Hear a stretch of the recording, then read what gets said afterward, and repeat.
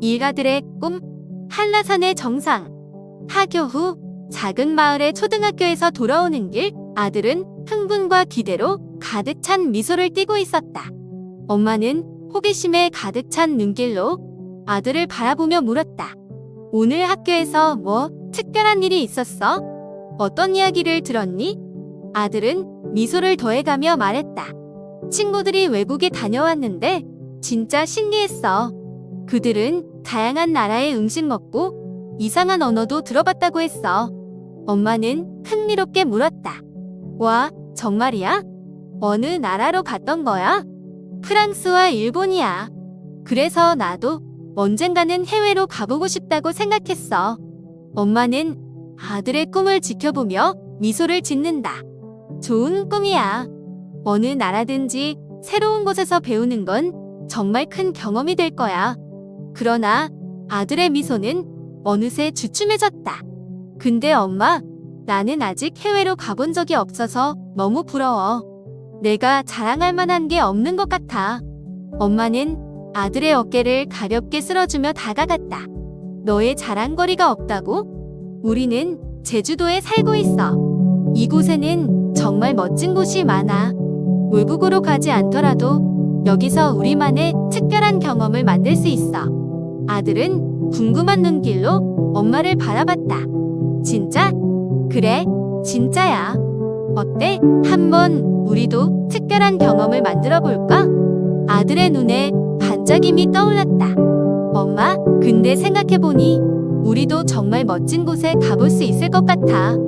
한라산 정상에 올라가 볼래? 그러면 나도 친구들한테 자랑할 수 있을 것 같아. 엄마는 아들의 손을 잡아보며 웃음을 지었다. 정말 좋은 생각이야. 그럼 우리의 특별한 여행을 시작해볼까? 이 특별한 여행의 시작. 등반을 앞두고 나와 아들은 특별한 여행을 위해 준비를 시작했다. 집안은 설렘으로 가득 차 있었고 주방에서는 등산 중에 필요한 간식과 음료수를 싸는 소리로 분주했다.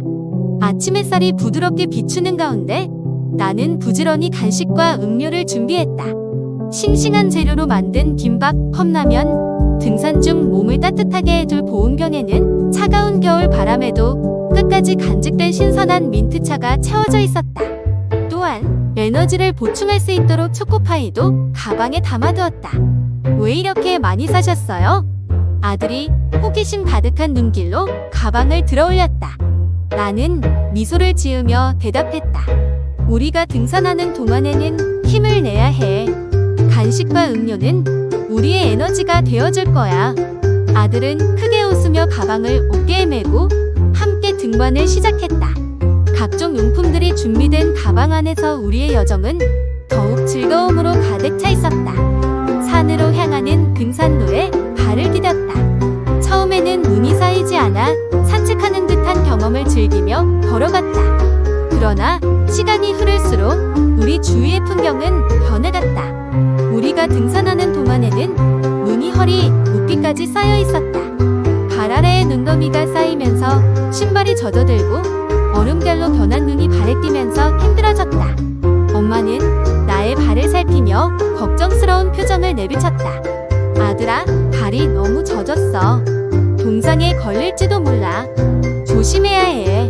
그 말에 나는 걱정스럽게 고개를 숙이며 대답했다. 그럼 어떡해요, 엄마? 나는 가방에 준비해온 비닐봉지를 꺼내어 아들의 발을 싸매주었다. 비닐봉지가 발을 보호해주어 산길을 더욱 안정적으로 걸을 수 있었다. 차가운 겨울 낮의 바람과 함께 우리는 함께하는 여정의 고난과 극복을 나누며 더욱 강한 유대감을 형성해 나갔다.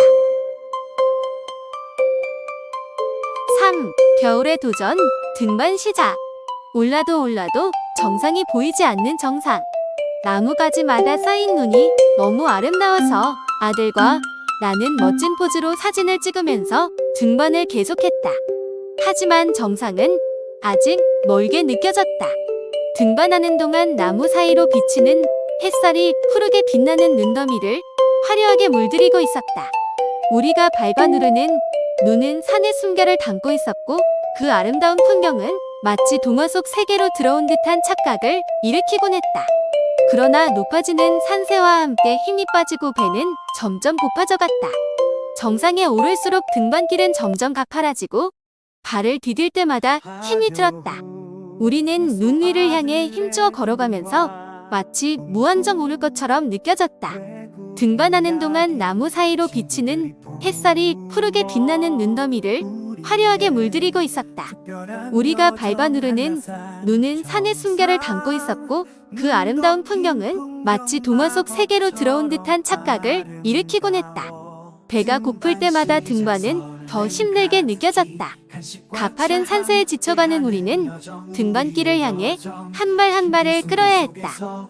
아들은 내게 등반길이 왜 이렇게 어려운지 말했다. 엄마, 왜 이렇게 힘들지? 정상까지 얼마나 더 가야 해?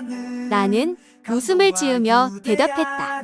우리는 힘들게 오르지만 그 노력만큼 우리의 여정이 소중하고 의미 있어지지 않을까? 힘들게 등반하는 과정에서 우리는 더 강해져가고 있어.